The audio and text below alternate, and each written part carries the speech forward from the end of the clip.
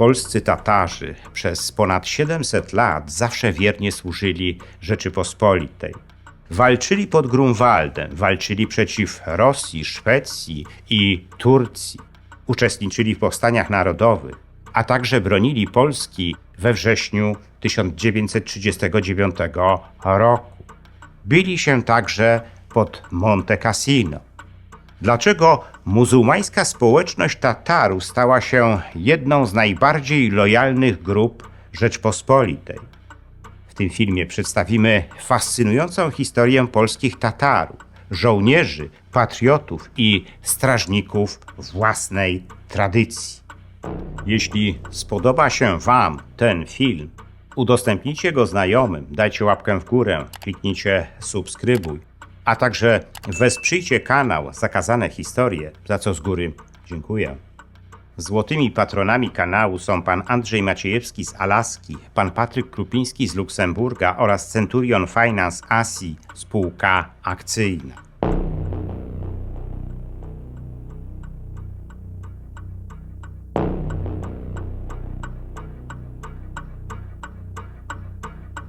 Do prokuratury rejonowej w Sokółce wpłynęło łącznie 8 zawiadomień dotyczących ewentualnego popełnienia przestępstwa przez przedstawicieli gminy muzułmańskiej. Gdy kilka lat temu doszło do sporu o to, czy należy wprowadzić w naszym kraju zakaz uboju rytualnego zwierząt, spora część z nas dowiedziała się o mieszkającej w Polsce społeczności Tatarów.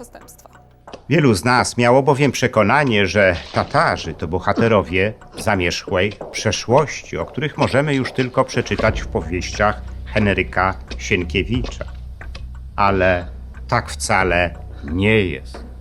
Ich potomkowie nadal żyją w Polsce. Wprawdzie nie odgrywają już takiej roli, jak miało to miejsce przed wiekami, ale dalej dbają o swoją religię, swoją kulturę i swoją historię. Ta ostatnia zaczęła się na początku XIV wieku. To właśnie wtedy na tereny Wielkiego Księstwa Litewskiego, połączonego z Polską Unią Dynastyczną, przybyli pierwsi tatarscy osadnicy, porzucając tereny rodzimej Złotej Ordy. Zostali oni zobowiązani przez wielkiego księcia Litwy Witolda do służby wojskowej, za którą otrzymali od niego nadziały ziemi. Otrzymali też wtedy prawo do budowania meczetów i kultywowania swojej muzułmańskiej religii. W czasach Rzeczypospolitej obojga narodów Tatarzy byli poddanymi jej władców i służyli w wojskach koronnych, zazwyczaj w oddziałach lekkiej jazdy. W XVII wieku brali między innymi udział w wojnach Rzeczypospolitej z Rosją, Szwecją i Turcją. Byli też wykorzystywani jako tłumacze i posłańcy, najczęściej w misjach do władców Imperium Osmańskiego i Hanatu Krymskiego.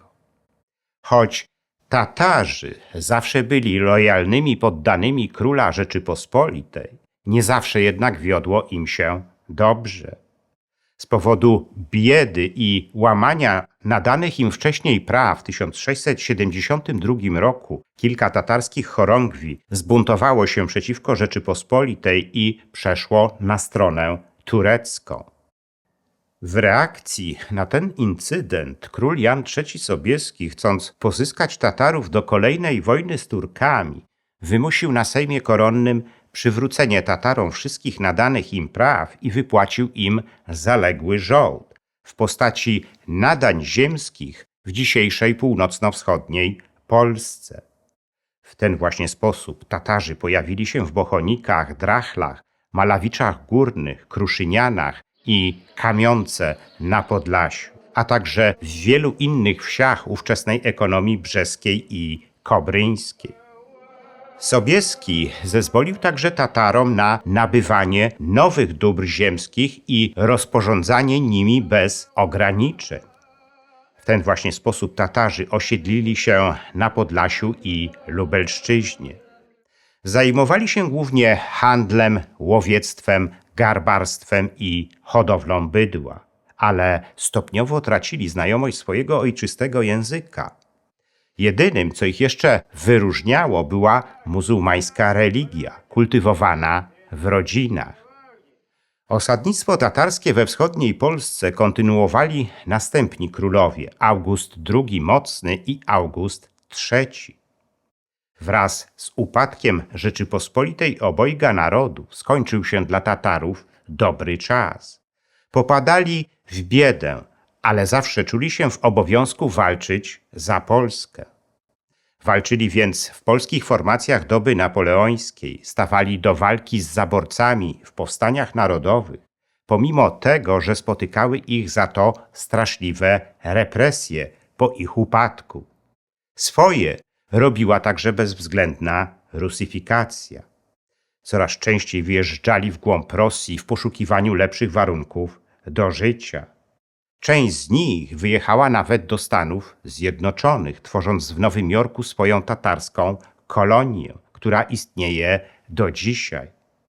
Pod koniec XIX wieku tatarskie wioski na Podlasiu i Litwie zaczęły się mocno wyludniać. Potem przyszła I wojna światowa, która jeszcze bardziej je wyludniła. Dopiero niepodległa Polska stworzyła Tatarom warunki do kulturowego odrodzenia. Lata międzywojenne były prawdziwym renesansem dla polskich Tatarów. Wreszcie nie byli przez nikogo prześladowani i mogli się rozwijać. W II Rzeczpospolitej polscy Tatarzy posiadali 19 gmin wyznaniowych, tzw. dżemiatów, w których znajdowały się meczety i cmentarze muzułmańskie, czyli tzw. mizary. Nad całością spraw religijnych czuwał muzułmański Związek Religijny, powołany w 1925 roku. Na jego czele stał mufti dr Jakub Szynkiewicz, na stałe rezydujący w Wilnie.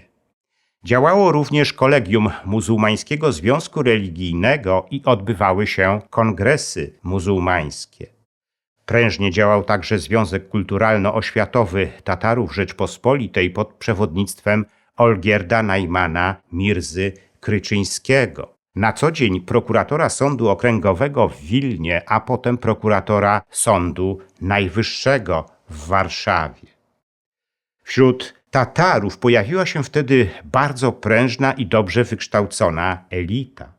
Wielu jej przedstawicieli pracowało w sądownictwie, prokuraturze, administracji państwowej, a przede wszystkim pełniło służbę w polskiej armii. W 1936 roku powołano nawet pierwszy szwadron tatarski w 13 Pułku Ułanów Wileńskich, którego dowódcą został rotmistrz Aleksander Jeliaszewicz. W II Rzeczpospolitej Tatarzy prowadzili szeroką działalność społeczno-kulturalną, a także wydawali 2 własne pisma: Rocznik Tatarski i Życie Tatarskie. Działały również koła młodzieży tatarskiej w szkołach średnich i na uniwersytetach oraz organizowane były tatarskie bale charytatywne. Delegacje polskich Tatarów zawsze brały udział w uroczystościach państwowych, a swoistym uznaniem dla ich działalności była wizyta prezydenta Ignacego Mościckiego w wileńskim meczecie 20 czerwca 1930 roku. Tak było do samego końca II Rzeczpospolitej. Wprawdzie Tatarzy byli kiepskimi rolnikami, ale walczyli znakomicie. Historia ich walki pod sztandarami Rzeczypospolitej sięga czasów wojen z Krzyżakami. W bitwie pod Grunwaldem liczbę Tatarów walczących po stronie polskiej historycy szacują na ponad 2000 jeźdźców. Z kolei w armii koronnej, która walczyła z Krzyżakami w czasie wojny 13-letniej, było ich prawie 600. W kolejnej wojnie z Krzyżakami w latach 1519-1521 wzięło udział około 300 tatarskich jeźdźców. W drugiej połowie XVI wieku w armii Rzeczypospolitej zaczęły powstawać chorągwie tatarskie lekkiej jazdy. Brały one udział w wojnach o Inflanty i w wojnach z Turcją. Tatarskie chorągwie wyróżniły się walecznością, między innymi w czasie bitew pod Chocimiem w roku 1621 i w roku 1673 oraz w bitwie pod Wiedniem w 1683 roku. Chorągwie tatarskie zasilały także koronne wojska podczas wojen z Rosją i w czasie potopu szwedzkiego w latach 1655–1660. Dwie z nich walczyły także przeciwko wojskom Bohdana Chmielnickiego. W zwycięskiej bitwie pod Beresteczkiem miało nawet uczestniczyć 1000 Tatarów. Wiele razy dowódcy tatarskich chorągwi byli nagradzani przez hetmanów wojsk koronnych.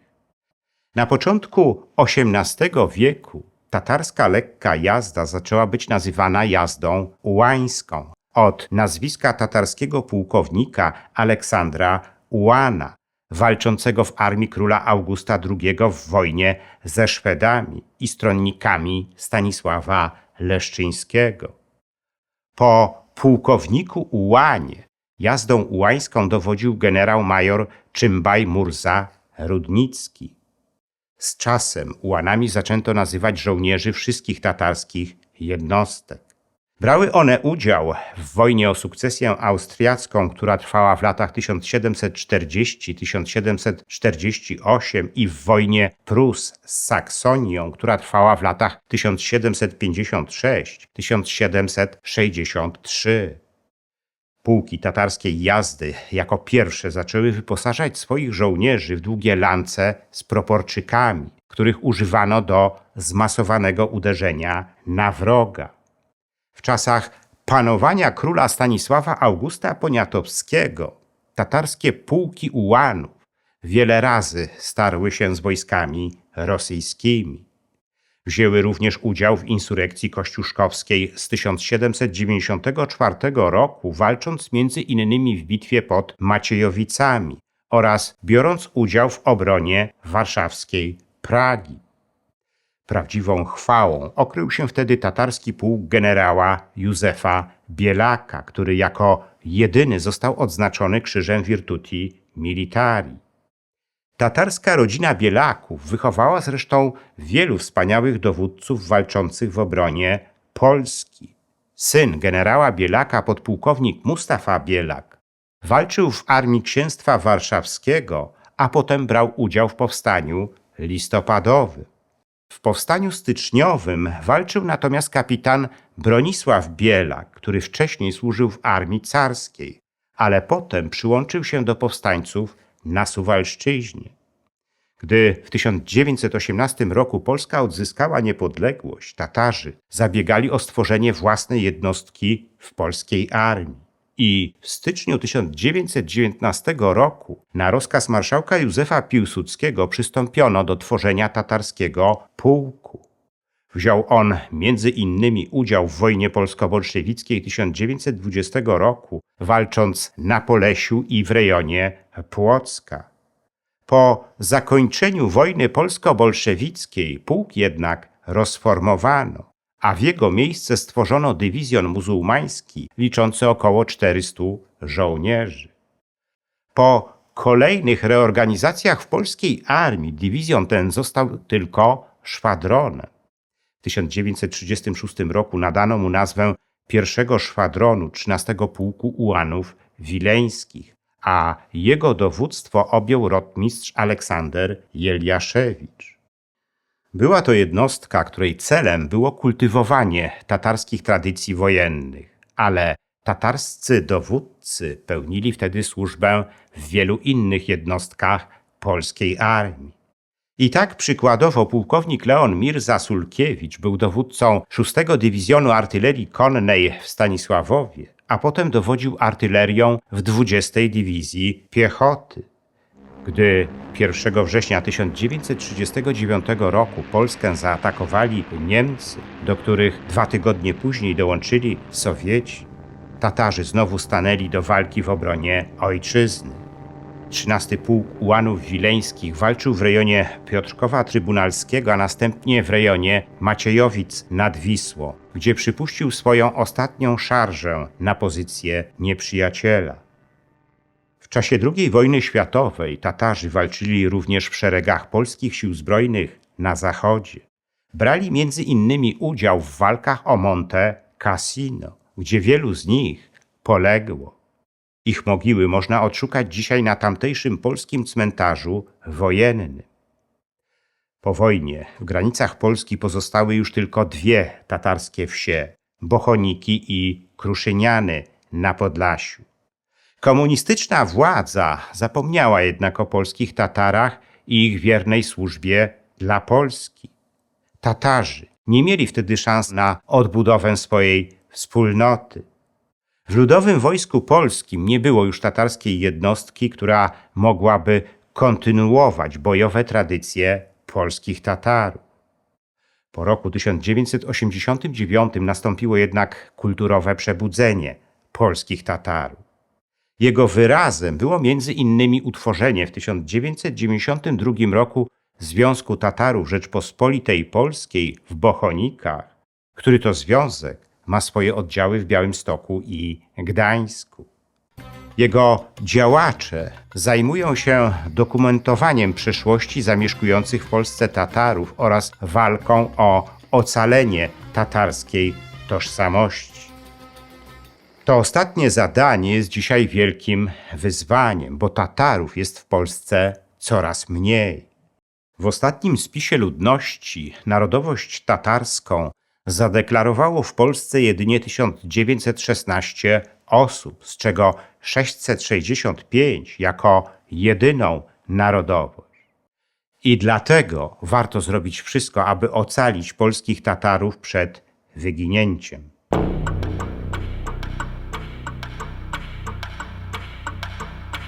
Zakazana historia Sowietów to druga moja książka w serii wydawnictwa Fronda, którą warto przeczytać. Opowiadam w niej historię sowieckiego państwa, najbardziej zbrodniczego państwa w dziejach świata. Warto ją poznać, bo współczesna Rosja, jego spadkobierczyni, znowu dąży do podbicia narodu. Książkę można nabyć z moim autografem, a nawet możliwa jest osobista dedykacja. Jest wciąż do nabycia moja książka Ostatnie polskie powstanie. Ta książka dotyczy antykomunistycznego podziemia w Polsce. Dowiecie się z niej o tych aspektach jego działania, o których nie mieliście jeszcze okazji usłyszeć. Jednym z nich jest rola sowieckiego NKWD w ostatecznym rozbiciu tego podziemia. Zachęcam do zakupu tej książki. Każdy kupujący otrzyma ją z moim autografem. Dziękuję za liczne komentarze filmów na kanale Zakazane Historie i wpłaty. W sposób szczególny chciałbym podziękować złotym patronom, którymi są pan Andrzej Maciejewski z Alaski, pan Patryk Krupiński z Luksemburga i Centurion Finance ASI spółka akcyjna, a także srebrnym patronom, wśród których są pani Anna Zawadzka oraz panowie Dariusz Kwoka, Dariusz Wietrzykowski, Arkadiusz Strykowski, Bartosz Filip Cichy, Sebastian Nastarowicz, Zbigniew Foryś oraz Kongres Polonii Kanadyjskiej z okręgu Toronto, Stowarzyszenie Nasza Polonia z Australii i firma informatyczna Sagitum SA. Dziękuję również pozostałym patronom, gdyż każda kwota wsparcia jest dla mnie ważna. Zachęcam wszystkich do wspierania kanału Zakazane Historie, co pozwoli na jego dalszy rozwój. Teraz można to zrobić nie tylko przez Patronite. Szczególnie dla patronów zagranicznych przydatne są możliwości bezpośredniego wsparcia na YouTubie w formie jednorazowej wpłaty klikając podziękuj, a także cyklicznych wpłat klikając wesprzyj na dole ekranu. Wpłat można też dokonywać przez PayPal oraz bezpośrednio na moje konto bankowe, którego numer widzicie teraz na ekranie. Więcej informacji na temat wspierania kanału na różne sposoby znajdziecie w opisie pod filmem.